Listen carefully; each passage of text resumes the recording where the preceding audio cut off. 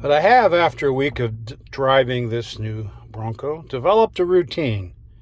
And that routine is foot on the brake, push the starter button, push the auto start button off, push the auto air conditioning on, push the display button to a calm screen, and while I'm waiting for the engine RPMs to die down, I'm almost ready to drive off.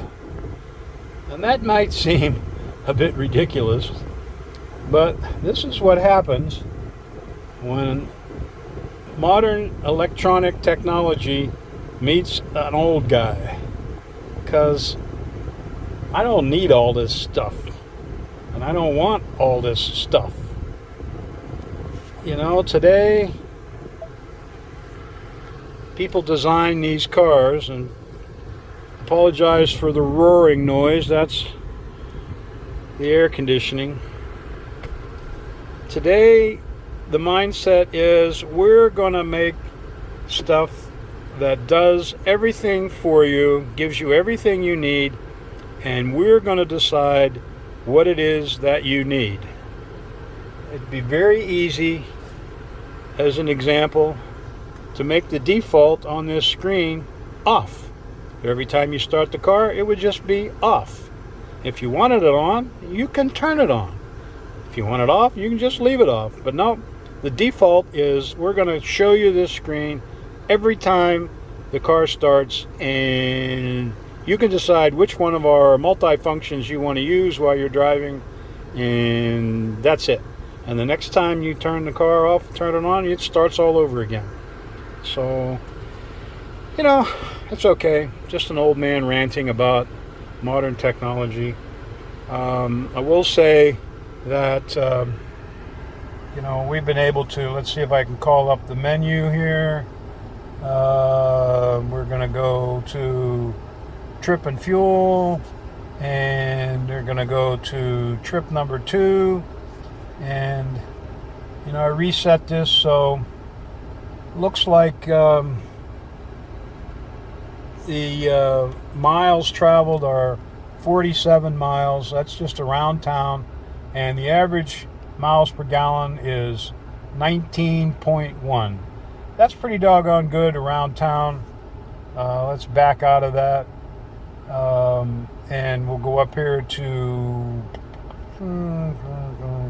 back out again, and we'll go up here to my view, which is gauges. And the top number there is your PSI, that's boost pressure. And you know, I'm a guy that's easy on the gas pedal, and I can drive around for the most part and never see the boost pressure go up. Maybe half a PSI, 1 PSI. If you're Larry Leadfoot and got to jump away from every traffic light, you're going to see that boost pressure come up, and you're going to see your fuel mileage come down. But you know, I'm happy with that so far. It's interesting to be able to see all that information, and we'll see how it continues. One of the other things that I find interesting is, why do we need 2 speedometers? We have an analog speedometer on the left, and then we have a digital speedometer in the middle. I guess maybe that's for those people that can't tell time looking at a clock. They can only tell how fast they're going if they see the actual number. I don't know. But I wouldn't think you need 2 speedometers side by side. And of course, if you're using navigation, there's a speedometer in that as well. And then you get the tachometer there, which is cool. But it seems like, you know, if you wanted to, you could do away with one or the other of those things and have something else there. Don't know about anybody else, but one of the things I've been finding lately is that when I get out of the vehicle, my knee tends to hit that headlight switch and turn the headlights on. And and then the car goes bong, bong, bong, bong, bong, and I got to turn them off again. Could be just me and the way my legs are manufactured, but it kind of does stick out there in the middle of things, and it's just boom, bump it with your leg, and Bob's your uncle. Well, we finally had enough of the steps on the side of this Outer Banks Bronco. I'd like to meet the person that designed this step. They must be like 4'11" or something, because they're really not very useful. I got tired of stepping out over the thing. You can't get out and stand on it. If you stand on it to get in, you got to scrunch down to get in the vehicle. So I just finally got tired of it. Every time you go to get out, you got to drag your pant leg across the damn thing. If there's snow and ice, you're going to get your clothes messed up. It's so much easier to get in and out of. Now, they do make it easy. There's just 2 bolts there in the rock rail that hold the thing on, and they even give you the tools to take it off. So we'll put them aside, and you know, if we happen to be out somewhere and pick up a short date, we can help them get in the car.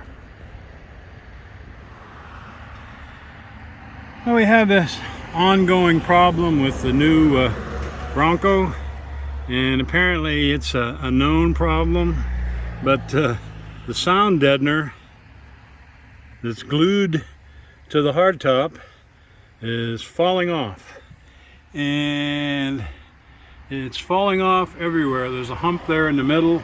The other day it was down behind the driver's head, and we're going to have to take this to the local Ford dealer, and there is a fix. Apparently there's some sort of bulletin that is out that lists a new part number, and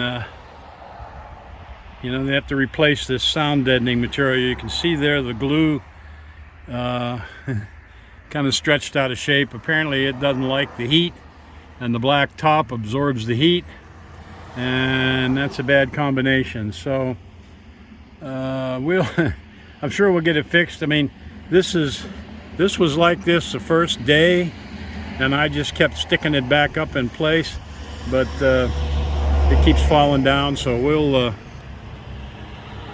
see what the dealer can do about it. One issue we have with this new Bronco is the door hitting the rubber when you open the door.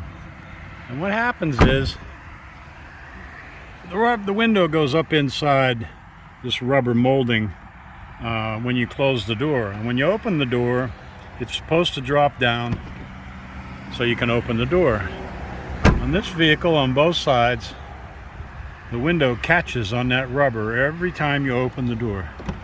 And sooner or later, it's going to be a problem. So apparently the fix is to go up here and measure how much of the window is up inside the door when it's closed. And how you can do that is to put a piece of tape across here and then open the door and see how much of the glass is exposed above the tape. It's my understanding that it should be about 2 millimeters, which isn't very much. And when I checked this one, it's about 5.5 millimeters going up inside there. And normally we'd just fix that ourselves, but in this case, this vehicle's still under warranty, and since we have an appointment at the dealer on Thursday, we're gonna have him see if he can fix that. We'll see if they know how to do it. Taking it in on Thursday because the headliner's falling down inside the vehicle, and you got to have a technician look at it and say, yep, it's falling down, and then order the replacement headliner and put that in. So we'll see. Both windows are the same, same function on both sides. Window drags on the rubber, and it's just for me, it's just annoying and it amounts to an adjustment inside the door. There's a positive stop in there that you've got to adjust to keep the window from going up and down. A lot of people say that, well, you can do the window reset. You put the window down with the key on, you put the window down and hold the button down for 2 seconds, and then put the window up and hold the button down for 2 seconds, and repeat that a couple of times, and the window will understand where it's supposed to be. Well, that's not really going to fix this problem, because that only tells the window where the stop is inside the door, not how far it's going up inside the glass or inside the rubber. So we'll see if the dealer peeps can get that sorted out. Otherwise, old Bob will have to fix it himself.